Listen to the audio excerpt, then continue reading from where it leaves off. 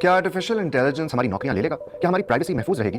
क्या एआई जो मालूमात देता है उस पर भरोसा किया जा सकता है? ये चंद खदशात सिर्फ पाकिस्तानियों के ही नहीं बल्कि दुनिया भर में आर्टिफिशियल इंटेलिजेंस यूजर्स के हैं। रिसेंटली पाकिस्तान की वफाकी काबीना ने नेशनल आर्टिफिशियल इंटेलिजेंस पॉलिसी मंजूर की है। ज्यादातर लोग जब एआई का नाम सुनते हैं तो फौरन चैट जीपीटी या डीप सीक उनके जहन में आता है, लेकिन एआई की दुनिया इससे कहीं ज्यादा बड़ी है। इंटरनेशनल कंसल्टिंग कंपनी मैकेंजी की एक हालिया रिपोर्ट के मुताबिक दुनिया की 78% कंपनियां कम से कम एक शोबे में आर्टिफिशियल इंटेलिजेंस इस्तेमाल कर रही हैं। आर्टिफिशियल इंटेलिजेंस के अगर रूल्स नहीं होंगे तो बहुत से संगीन मसाइल पैदा हो सकते हैं, जैसे प्राइवेसी के इशूज, गलत फैसले और आर्टिफिशियल इंटेलिजेंस का जुर्म में इस्तेमाल। इसलिए दुनिया में तकरीबन 70 ममालिक के पास अपनी एआई पॉलिसी या किसी किस्म का फ्रेमवर्क मौजूद है। तो पाकिस्तान की आर्टिफिशियल इंटेलिजेंस पॉलिसी है क्या?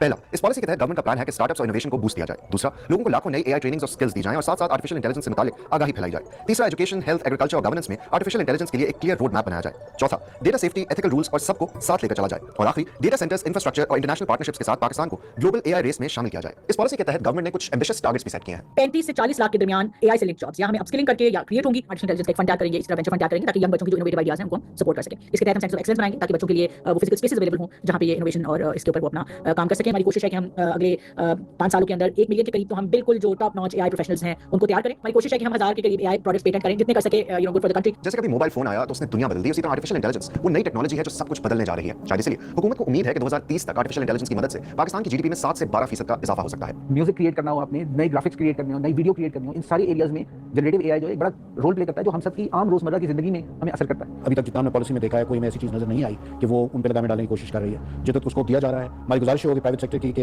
लेट्स गलतियां करके सीखें, रादर देन कि चूंकि गलती हो सकती है ये काम आप नहीं कर सकते। एआई जिस डेटा पर डिपेंड करती है वो लार्जली वेस्टर्न प्रोड्यूस्ड है, या वेस्टर्न अंग्रेजी में दूसरी जुबान। We collaborated with the government ministry of IT and NUST to try and explore कि हम पाकिस्तानी डेटा को कोलेट करें और उसकी बेसिस के ऊपर एक लार्ज लैंग्वेज मॉडल जनरेट करें जो पाकिस्तानी कॉन्टेक्स्ट, हमारी सेंसिटिविटीज, हमारी कल्चरल, रिलीजियस इन चीज़ों को मद्देनजर रखते हुए प्रॉब्लम्स का जवाब दे। अपॉर्चुनिटीज तो बहुत है, लेकिन पाकिस्तान में चैलेंजेस की भी कमी नहीं है। बड़ा जरूरी है कि जुडिशरी की, ब्यूरोक्रेसी की और डिफरेंट अथॉरिटीज की कैपेसिटी बिल्डिंग की जाए कि वो एआई से रेलेवेंट लॉज को समझ सकें, ताकि जब इन पे केसेस आने शुरू हों तो वो अकॉर्डिंगली एक जस्टिफाइड और एक फॉरवर्ड लुकिंग आंसर दे सकें। तो चैलेंज मुझे नजर आता है, वो नजर आता है कि इसकी एडॉप्शन और इंप्लीमेंटेशन जो है क्या वो इदारों के साथ हो सकेगी।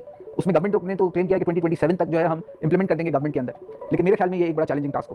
पाकिस्तान की ज्यादातर वर्कफोर्स आम मजदूरी या लो स्किल्ड काम करती है, जिनको मुस्तकबिल में ऑटोमेशन से खतरा हो सकता है। I wouldn't say कि AI will take over their jobs, but certainly वो लोग जिनको AI के टूल्स इस्तेमाल करने आते हैं, they will certainly take over their jobs. तो हमने इंश्योर इस तरह से करना है कि पाकिस्तान के हर शख्स के पास ये इनेबलमेंट और कैपेबिलिटी हो कि आने वाले वक्तों की जो रिक्वायरमेंट्स हैं जॉब मार्केट्स की, टेक्नोलॉजी की, वो हम उसके ऊपर हमारी यूथ जो है वो पूरी उतरे। बरतानिया के थिंक टैंक ऑक्सफोर्ड इनसाइट्स ने 188 ममालिक का तज्जिया किया, ये देखने के लिए कि उनकी हुकूमतें कितना तैयार हैं कि मुख्तलिफ शोबों में आर्टिफिशियल इंटेलिजेंस को अडॉप्ट किया जा सके। 2024 के आर्टिफिशियल इंटेलिजेंस इंडेक्स के मुताबिक पाकिस्तान की रैंकिंग 109 नंबर पर है और सेंट्रल और साउथ एशिया में 9वें नंबर पर है। ऑक्सफोर्ड इनसाइट्स की एक रिपोर्ट के मुताबिक रिसेंटली पाकिस्तान में लो क्वालिटी एआई कंटेंट में इजाफा देखा गया है, जो इस बात की निशानदेही करता है कि पाकिस्तान में आर्टिफिशियल इंटेलिजेंस का इस्तेमाल तो बड़े पैमाने पर हो रहा है, लेकिन बहुत बेसिक लेवल पर, और एआई रेडीनेस के हवाले से पाकिस्तान को एक तवील सफर अभी तय करना है।